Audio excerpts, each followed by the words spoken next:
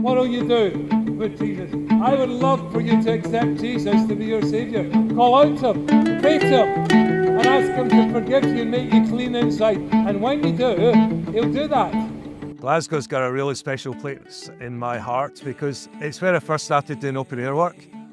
When I was a teenager, I used to come on Saturday nights and we did an open air just in Sauchiehall Street.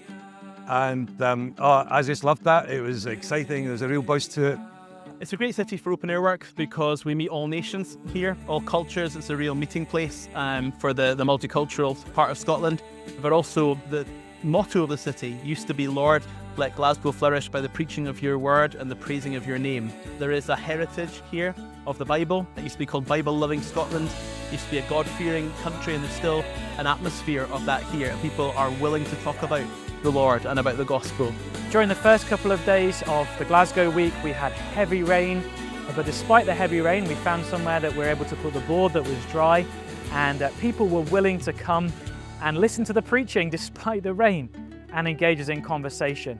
Later in the week, the sun came out and we were able to go to the best place for preaching on Buchanan Street, where there was excellent acoustics and many people coming by and listening to the preaching. Today there was a local Scot.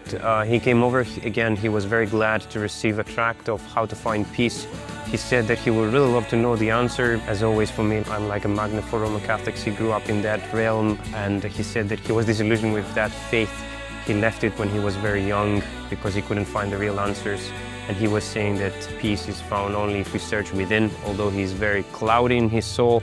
And so I had the chance to share with him that we are sinners, that none of us is good, that we broke God's moral law, and that the only solution is Christ Himself, and is not within his own heart, but he needs to look outside, he needs to look at the Son of God, and he needs to accept that He is the only way. One of the things I've been blessed by this week is being able to speak in the open air for the first time. It was just a short talk related to my own testimony and why Jesus is such good news for everyone in Glasgow. I took part in a conversation that took place over 2 hours with a lady from a Muslim background who asked us excellent questions about the Bible, about the Gospel of John in particular. She understood that the Gospel of John was key to knowing who Jesus really is.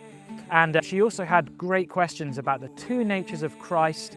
And we're able to explain how the two natures of Christ were essential in His work as our mediator. She's now in touch with a local pastor and continuing to ask great questions about the Bible. I met a person who came from a Muslim background, and he stopped and spoke to me, and he said he is also reading both religious texts, the Bible and the Quran, and he thinks that both these religious texts are saying the same thing. So we had a short conversation on that, how the two cannot be true in the same time because of the person of Jesus. So we came to the conclusion in the end of the conversation that yes, the both cannot be true at the same time. So or one of them is true or none of them is true. So he did accept that, and he said he keep going to read the Bible and figure out the person of Jesus. So just a few moments ago, I saw a young man that I recognised from Glasgow Week last year, speaking with one of the team members. And I went up and spoke with him after I'd finished preaching. And last year he had interacted with the preaching, he'd sat and listened to one of the messages and had come back on the Friday. A Roman Catholic had expressed concerns about the Roman Catholic Church and a desire to look into real Christianity. And he spoke with me today and said that in the intervening time he's been born again. He's read the Bible all the way through, and he started to go to an evangelical church in his hometown that I know and that I trust, and I just could not be happier.